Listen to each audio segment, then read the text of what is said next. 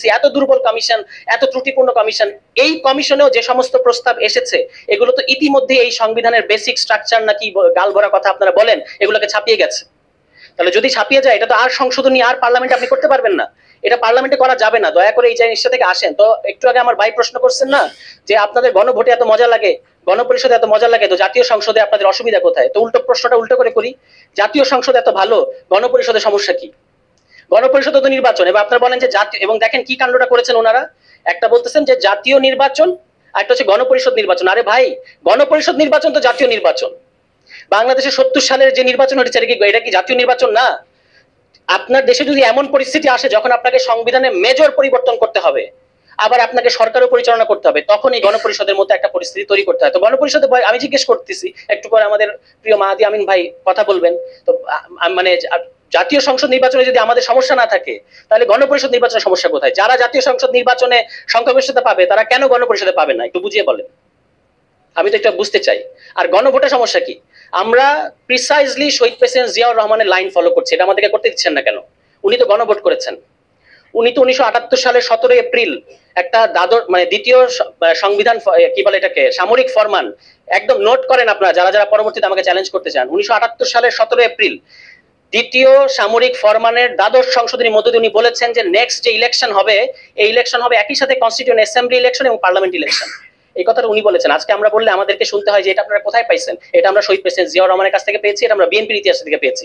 দুর্ভাগ্যজনক ব্যাপার হচ্ছে আজকে বিএনপির ওই ইতিহাসটা মানতে চাচ্ছে না বা স্বীকার করতে চাচ্ছে না।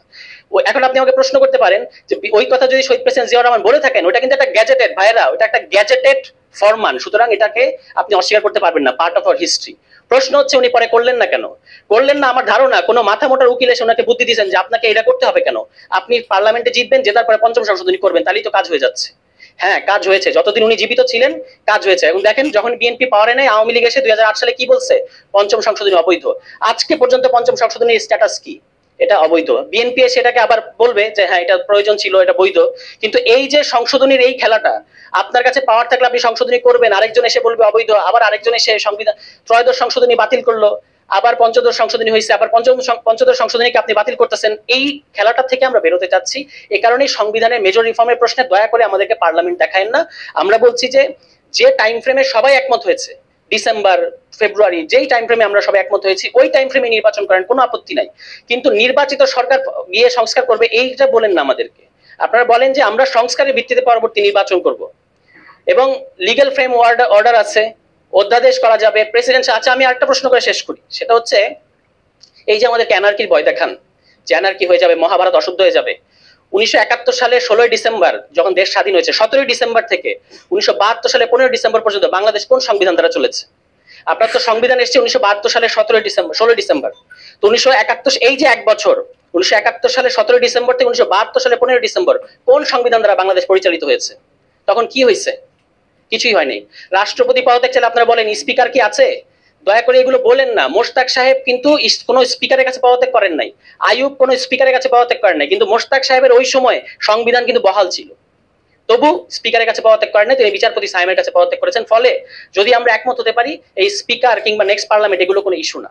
তো আমি এই বলে যেটা বলতে চাইবো, আমি যেটা ডকুমেন্ট যেটা দেখতে পেয়েছি অলরেডি সনদের মধ্যে, এখানে কিন্তু মারাত্মক গোজামিল আছে, এবং জনগণের অভিপ্রায়ের নামে যে 106 কনস্টিটিউশন 106, মানে আপনি শেখ হাসিনার রাষ্ট্রপতির কাছে, শেখ হাসিনার প্রধান বিচারপতির কাছে রেফারেন্স পাঠাচ্ছে যে গণ অভ্যুত্থানের পরে এই সরকার গঠন করা যাবে কিনা। এটা তো এর চেয়ে আমাদেরকে বলেন যে আমাদেরকে বিষ দেন, আমরা বিষ খেয়ে মারা যাই। আর শেখ হাসিনার রাষ্ট্রপতি, শেখ হাসিনার প্রধান বিচারপতির কাছে রেফারেন্স পাঠাচ্ছে। এই বাংলাদেশে আমরা আছি সবাই।